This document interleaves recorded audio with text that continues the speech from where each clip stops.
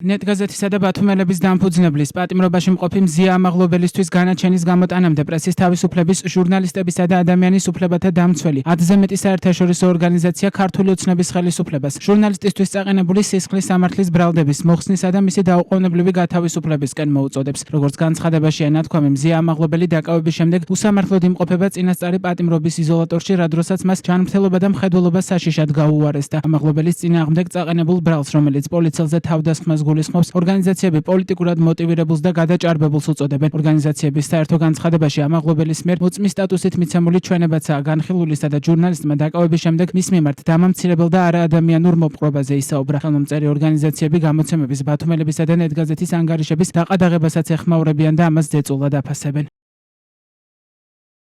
ხვალ 1 აგვისტოს 13 საათზე მზია ამაღლობელის დასკვნითი სასამართლო პროცესი გაიმართება, რა დროსაც საბოლოო სიტყვით დაცვის მხარე წარსდგება. მოსამართლე ნინო სახელაშვილმა შესაძლოა განაჩენი 1 აგვისტოს გამოიტანოს ან მისი გამოცხადება გადადოს. მზია ამაღლობელმა 11 იანვრის ღამეს ადმინისტრაციული პატიმრობიდან გათავისუფლების შემდეგ ბათუმის პოლიციის უფროს ირაკლი დგებუაძეს სილა გააწნა. ბრალდება მოქმედება პოლიციელზე თავდასხმად შეაფასა. ჟურნალისტს 4-დან 7 წლამდე პატიმრობა ემუქრება. იურისტების შეფასებით ბრალი საქმის გარემოებებთან შეუთავსებელია და მხოლოდ პოლიტიკურ მოტივზე მიანიშნებს.